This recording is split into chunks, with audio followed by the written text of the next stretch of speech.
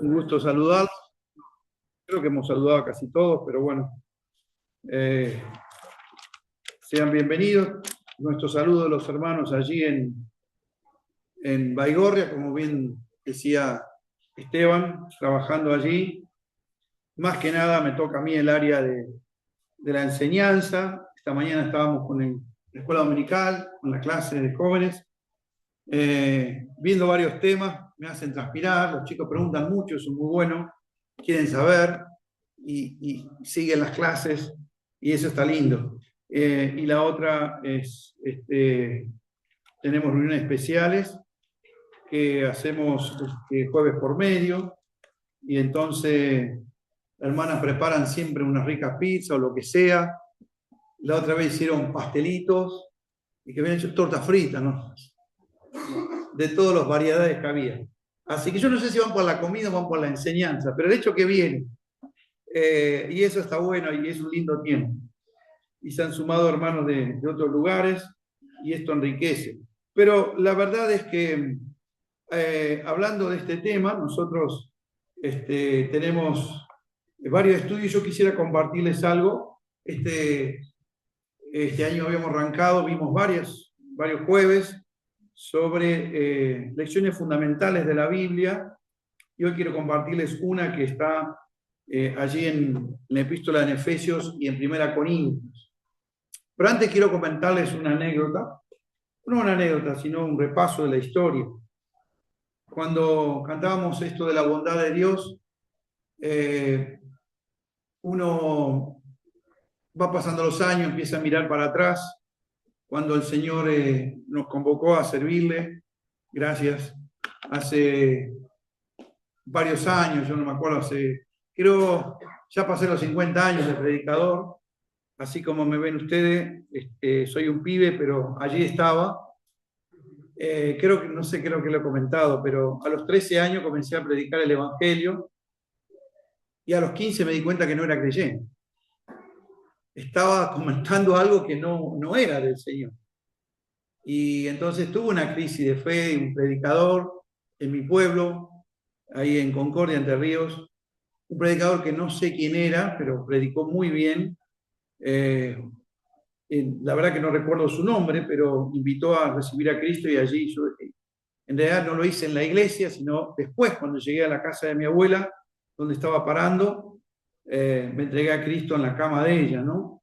Y la verdad es que la semana pasada vivía mi abuela con mis tíos, que todavía no tenían hijos en aquella época, y esta semana pasada pasó la presencia del Señor, mi tío ya con 80 años, y la verdad es que a mí me entristecía porque uno lo conoció, todos los como sirvieron al Señor en su juventud, eh, y cómo ellos vivieron su vida cristiana, gente muy, muy humilde. La verdad es que Dios fue fiel, fue bueno. Y uno puede ver cómo el Señor les dio hijos, les dio nietos. Ellos, su casita era de chapa, ¿no es cierto? Piso de tierra, al lado de un arroyo que se inundaban 2 por 3. Y yo pasé un par de inviernos ahí y la verdad es que bueno, había que ir afuera, al baño afuera. No sé si se acuerdan los que vivían de antes, cómo eran las cosas, no las comodidades que algunos tienen hoy. Pero la verdad es que Dios ha sido bueno. Y de esa iglesia que estuvo próxima de cerrarse y después el tiempo se cerró, Dios me habló. Y ahí conocí a Cristo. Mi trabajo era juntar la bosta de la vaca para poner en el huerto. Y a mí me costaba eso. Bueno, pero uno aprende. Y Dios fue hablando a lo largo de los años y hoy podemos decir, bueno, Dios ha sido bueno, ¿no? Dios usó muchas personas para formar la vida de uno. Y es interesante ver que, y yo me he preguntado muchas veces, Señor, ¿qué es este evangelio? Ustedes saben que a nosotros nos dicen los evangelistas, los evangélicos, aparecemos ya en las estadísticas, Uno de los grandes avivamientos que ha habido en la historia de la iglesia ha sido en Latinoamérica. En 150 años aproximadamente pasamos de ser unos pocos miles a ser varios millones de creyentes en toda Latinoamérica. Se calcula que más de 30 millones, casi 45 millones, los números varían de un país o quien hace la encuesta, pero de creyentes. Y es tremendo saber eso. Prácticamente no hay lugar de Latinoamérica donde no haya una capilla evangélica. Y esto es hermoso. Cómo Cristo ha sido predicado, creyentes que han llevado este evangelio de una u otra manera. A veces vienen personas y hablan, estos creyentes son estos. Miren, hay cosas que debemos entender, ¿no es cierto? Yo lo aprecio mucho, creyentes que vienen de otro lugar, muy preparado, todo, pero hay algo que tiene Latinoamérica que quizás otros países del norte, me refiero al hemisferio norte, tanto de Estados Unidos, Canadá, como Europa, hoy no tiene. Me han preguntado muchas veces, ¿cómo ustedes no escriben teología? Y yo les he dicho a esos hermanos, en una conferencia que había en Chicago, donde había de más de 60 países, digo, ¿saben qué? La teología en Latinoamérica se hace con la vida de las personas. Quienes hacen teología son los que están viviendo, son nuestros pastores, son nuestros misioneros, son nuestros líderes. Ellos escriben con la vida. No van a escribir. Todavía no hay escritores. No, los hay muchos ahora, a Dios gracias. Pero hasta hace 30, 40 años atrás no había. No se escribía lo que se vivía. Pero hoy lo escriben. Y yo celebro porque la iglesia primitiva hacía eso. Hacía lo que creía por lo que vivía. Y una de las verdades centrales del cristianismo está en la parte de la Biblia que llaman las epístolas. Cuando uno va a la Biblia, especialmente el Nuevo Testamento, los primeros libros, ¿cuáles son del Nuevo Testamento? Ayúdenme, ¿cuáles son? Los evangelios, ¿cuáles son? Exacto, Mateo, Marcos, Lucas y Juan. ¿Y qué encontramos ahí? Se presenta a Cristo. Ahí se cuenta de Cristo. Y uno esperaría que aquellos que vivieron hicieron una elaboración superior quizás a la narración tan simple y sencilla de los evangelios.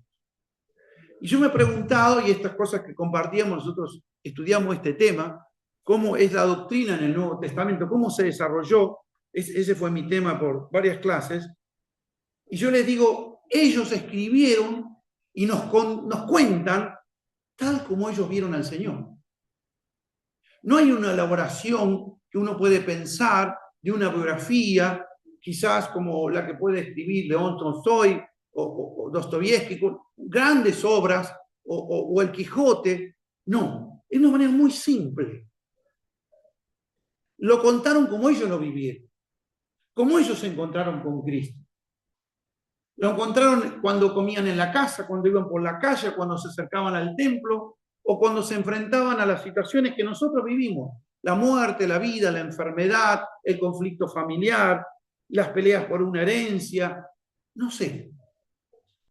Cuando hubo los evangelios es eso. Es el Cristo tal como ellos lo vivieron. Entonces, a mí me encanta porque uno, de alguna manera, ve al Cristo, el real. Y no el que te pintan, o Vázquez, o cualquiera de... Hay una figura de Dalí muy interesante sobre la cruz de Cristo. Dalí pinta a Cristo como si hoy lo pudiéramos tener un dron. La cruz es vista desde arriba. Es muy interesante la visión de Cristo. Él lo ve como Dios del cielo lo hubiera visto al Señor, o lo vio. Es una perspectiva distinta. Pero, bueno, después hay otros más, Velázquez, etc. Pero la cuestión es, el Cristo que es pintado en los evangelios, que es narrado, es tal como ellos lo vivieron. Entonces te podés encontrar con el Señor. En los evangelios encontramos al Cristo manifestado. Y por eso va delante de todos los libros del Nuevo Testamento. Primero presentamos a Cristo. Cuando llegas al libro de los Hechos y avanzás un poquito, en la lectura te vas a encontrar cómo se predicó a Cristo. Todos los sermones del libro de los Hechos, que son varios, excepto dos, a los ancianos en Mileto, a los pastores en Mileto, y del concilio en el capítulo 15, el concilio de Jerusalén, y en el capítulo 20, los pastores en Mileto, que son dichos a creyentes. El resto, todos los sermones son sermones dados a personas no creyentes. Entonces, una de las verdades que el libro de los Hechos nos cuenta es cómo predicaron ellos a Cristo, a ese Cristo que ellos habían conocido y que podían ir y encontrar allí. Pero cuando llegamos al libro de a las epístolas, hay un vacío que las epístolas llenan. ¿Cuál es? ¿Cómo era el Cristo puertas adentro de la iglesia? En Hechos tenemos el Cristo que se anuncia, el Cristo que evangeliza, el Cristo misionero. De hecho, hay apariciones de Cristo, especialmente en San Pablo. 3 veces es narrado esa aparición, pero tiene un enfoque netamente evangelístico.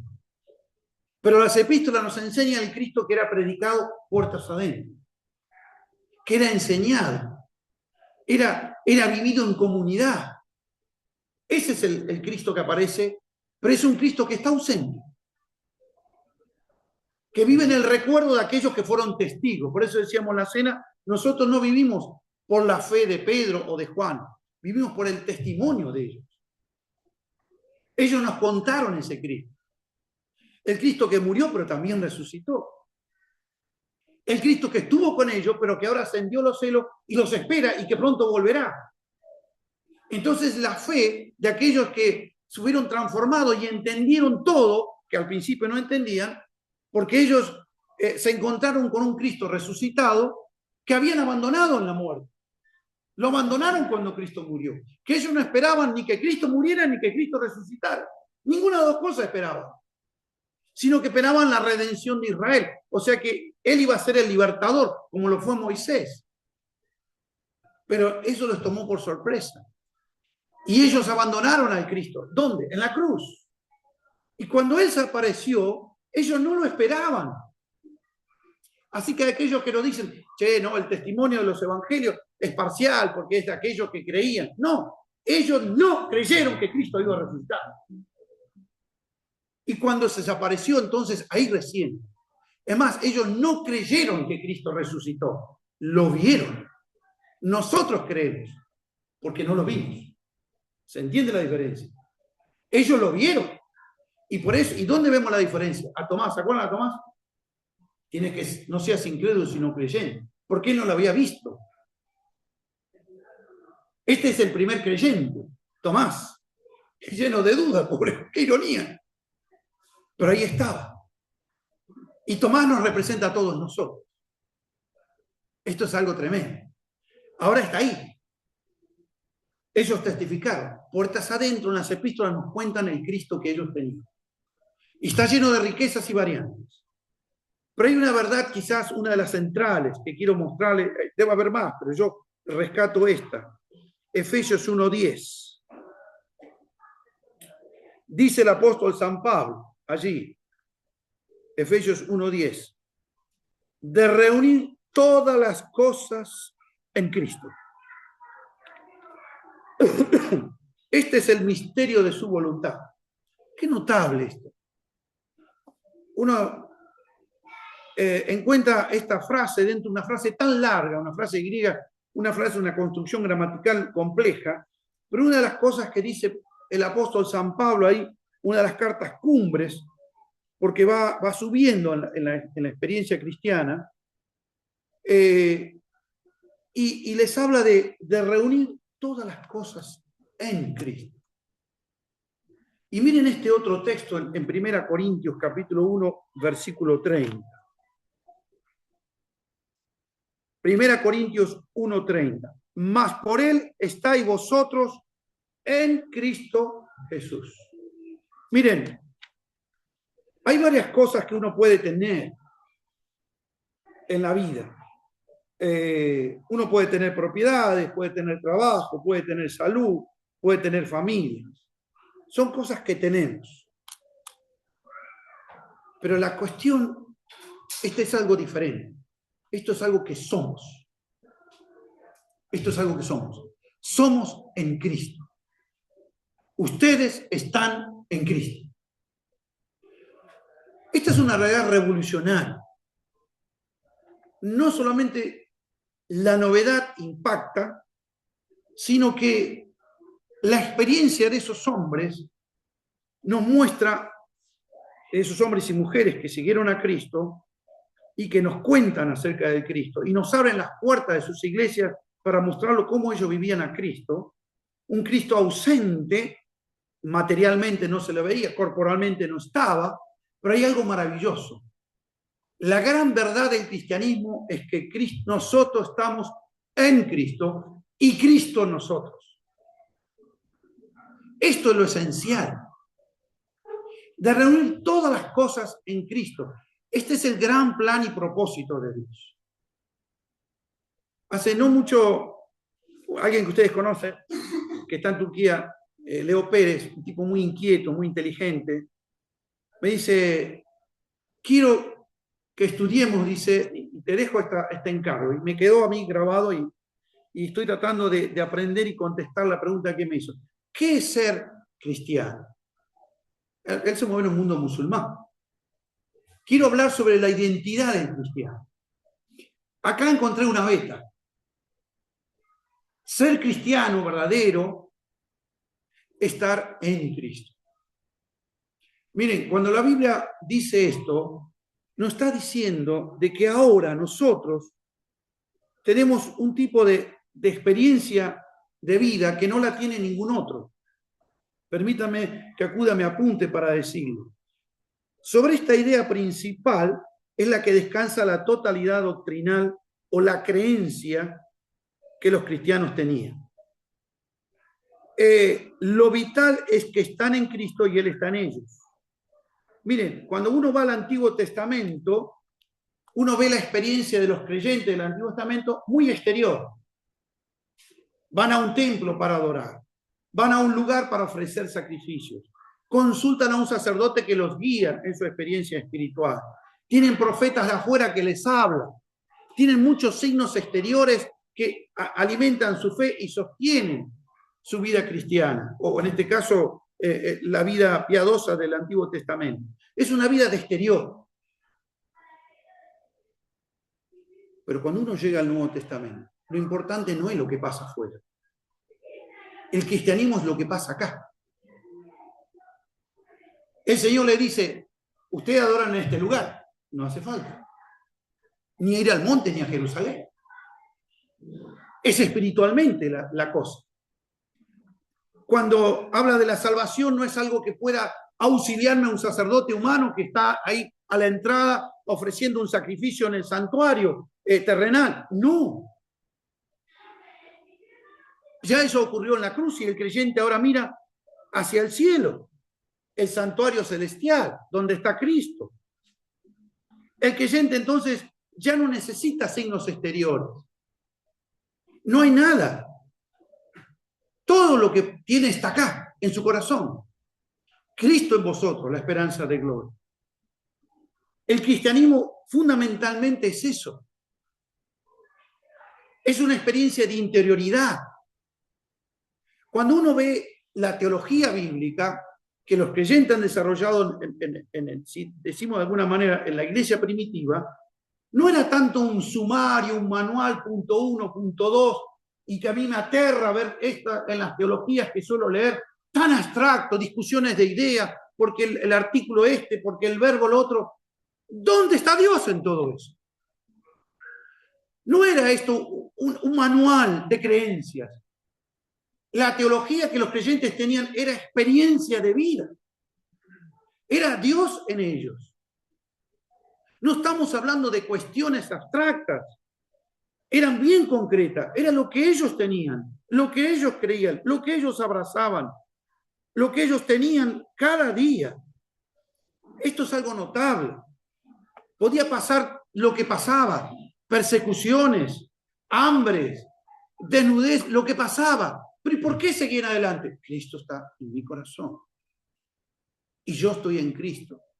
Es una unión tan tremenda, tan íntima, tan inviolable, tan inseparable, que podía pasar exteriormente cualquier cosa. Pero esto es el Evangelio. Cuando uno ve desastre, como mencionaba aquí Esteban, de los creyentes y la gente que vive ahí en Venezuela, y con las tragedias que le han pasado de este terremoto y en otros lugares, de guerra, de hambrunas, de inundaciones, o de locura como de persecución, los creyentes se sostienen por estas cosas. Su fortaleza no depende de señales exteriores, no depende de lo que, del calendario para una festividad, o de una forma de vestir para una cotidiana relación. No. Nosotros a veces medimos la vida espiritual de cada día si hice mi devocional a la mañana, y si tuve la lectura, o si el domingo fui a la reunión habitual de la iglesia. Grave error. La vida cristiana es esto. Cristo en vosotros. Y nosotros en Cristo. Hay algo notable en esto, porque la Biblia dice que Cristo vive en nosotros. Aprendemos lo central en las epístolas. Hay otros pasajes que también hablan de esto mismo, pero la Biblia dice que hemos nacido una nueva vida en Cristo, vivimos en Cristo y morimos en Cristo. Crecemos, nos desarrollamos, estamos sentados en los lugares celestiales con Cristo. Lo importante es la divina presencia de Dios en nuestra vida, en el corazón, Cristo morando en cada uno por medio del Espíritu Santo. Esta idea sirve de base para todo lo que viene después en el Nuevo Testamento. Para los creyentes esto nos sirve de base y es suficiente. Tengo a Cristo, tengo todo. Es el punto de referencia para cualquier tema doctrinal, ético, ministerial. Nos movemos en Cristo. Las iglesias están en Cristo. Y si no están en Cristo, está mal. En alguna medida ya ni siquiera son iglesias. Los creyentes están en Cristo. Son salvados y santificados en Cristo. Son edificados en Cristo. Su amor, su fe, su esperanza están en Cristo. Piensan, hablan, sueñan, sufren en Cristo. Trabajan, se gozan, se entristecen siempre en Cristo. Las relaciones fundamentales en la Biblia dice que el creyente está en Cristo. Deben amar a sus esposos en Cristo, deben amar a sus esposas en Cristo. La vida familiar, los hijos deben obedecer en Cristo. Las relaciones laborales, eclesiales, son todas en Cristo. Todas las distinciones se desvanecen en este lazo común, indivisible, en Cristo. Ya no se discrimina. La Biblia dice que ya todos, judíos y gentiles, esclavos y libres, hombres y mujeres, son uno en Cristo. La influencia de esta relación se extiende a todos los campos de la vida cristiana. No es una simple declaración doctrinal, es una experiencia de vida, es el sumario, si se quiere, de esto. La pregunta que hay que hacerse es, ¿qué clase de vida estoy teniendo? ¿Qué estoy viviendo? El Evangelio en alguna medida es muy exigente. Tenés que estar en Cristo. ¿Queremos ver cuán exigente es el cristianismo? Les voy a poner un ejemplo. Cuando vamos a la antigüedad, en el libro de Génesis, nos encontramos a un hombre metido en un arca, con sus hijos y sus esposas, 8 personas. Famoso arca de Noé. Afuera el mundo es caos, locura, muerte, desesperanza, desesperación, diríamos. Los que están en el arca están salvados. Afuera están perdidos. Este es un buen ejemplo. Recuerdo con Efi Garibote una vez, había ido a predicar al sur, me contaba cerca de la zona de Bariloche, y entonces él tenía que hablar sobre la paz de Dios. Este es un gran predicador, ya está con el Señor. Entonces, yo quería buscar un ejemplo, dice. Y salí a caminar, era frío, invierno, ahí en Bariloche, y de pronto, dice, vi un arbolito, un pajarito, refugiados en un nido. Estaba bien. Y dije, esa es la paz de Dios. Y él lo contó así en el púlpito. Cuando se desata la tormenta, yo estoy refugiado en Cristo. No importa lo que pase afuera. Esto es el Evangelio. El Evangelio es ir a Cristo, tener a Cristo, que Cristo me tenga a mí. Y entonces pasará lo que pasará, lo más terrible que es la muerte, y el creyente podrá descansar y enfrenta con optimismo esa realidad de la muerte. Uno dice, qué locura, porque está en Cristo. Y donde está Cristo, estaré yo. Hay algo notable en esto. Les hablaba de la historia argentina y hace poco descubrí una historia que me impactó. No la conocía. Y entonces busqué más información sobre esto y indagué. Quizás ustedes escucharon hablar de Elisabeth Käsemann. Elisabeth Käsemann era una alemana que en la época del proceso acá en la Argentina vino a la Argentina a trabajar, a evangelizar en las villas miserias del conurbano bonaerense. Su padre es un gran teólogo, hay varios libros en castellano, creo que hay 2 o 3. Ella hablaba varios idiomas con sus títulos, era muy joven. Y ella vino a servir al Señor acá. Y acá encontró la muerte. Fue llevada cautiva por los militares de la época, confundida pensando que era un terrorista, torturada por varios meses. Las que sobrevivieron a la tortura con ella, al cautiverio, después contaban acerca de ella, hasta que un cobarde asesino la disparó por la espalda. Elisabeth dejó todo por Cristo, porque estaba en Cristo y Cristo en ella. A mí me encanta ver esa historia, me conmueve cómo esas personas tienen esa claridad de fe. Nosotros apenas si estamos luchando, que no entiendo, cómo vivo, qué hago. Pero hay personas que les ha amanecido el Evangelio de una manera tan clara, tan patente, y no temen ninguna otra cosa que seguir a Cristo. Y quieren tener más de Cristo. Les ha cautivado este amor de Cristo. Les ha llevado a vivir una vida en Cristo. Miren, las epístolas no nos dan tanto, nos dan mucha información. ¿Qué tengo que creer, qué no? ¿Cómo debo vivir? Por supuesto. Pero la Biblia lo que más resalta es tu nueva situación espiritual. Que si no lo tiene, eres el más miserable de todas las personas. La Biblia nos enseña que hemos ido a introducir una experiencia espiritual y que debemos aprender esa nueva realidad a vivirla. Por eso la libertad del cristiano está en eso, en vivir intensamente esa verdad que ha tenido, esa verdad que Cristo ha compartido, esa vida que nos ha dado. La cruz se convierte en el objeto central porque es de allí que emana la vida, brota. No es solamente la muerte de Cristo, sino la resurrección de Cristo. Pablo le dice a los Corintios allí en el capítulo 15 que yo les predico este evangelio que ustedes lo que asimismo recibí, dice el apóstol Pablo, en 1 Corintios 15. Miren, lo dice en estos términos. Os declaro, hermanos, el evangelio que os he predicado, en el cual también perseveráis, en el cual recibisteis, en el cual también perseveráis. Les declaro un evangelio que ustedes no ignoran. Les anuncio un evangelio que ustedes ya han recibido. Les cuento de esto. Vuelvo sobre lo mismo. Y la gran cosa que les dice es que les habla de los hechos del evangelio. Cristo murió, resucitó y se apareció. Es verdad.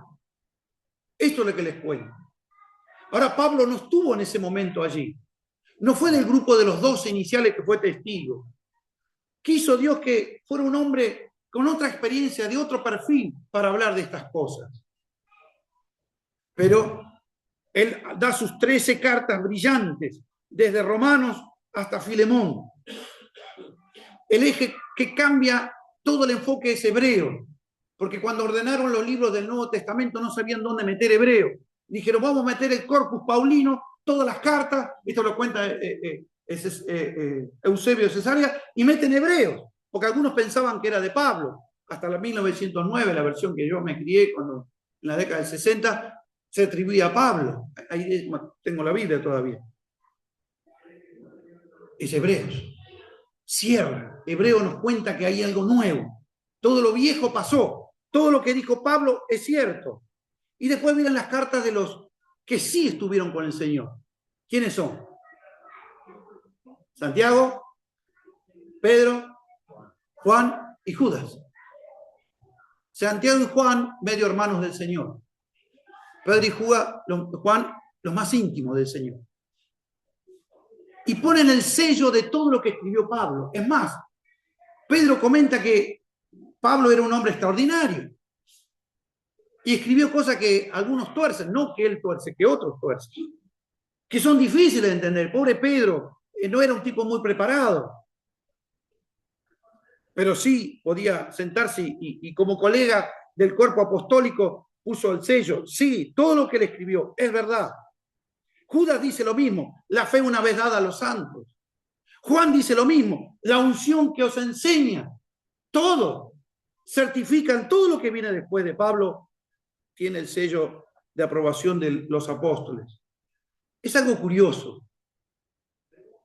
Cuando uno lee el Santiago hasta Judas, es como si hubiera un eco de los evangelios. Vuelve al lenguaje de los evangelios, vuelve a las escenas del evangelio, vuelve a una cuestión más hebrea.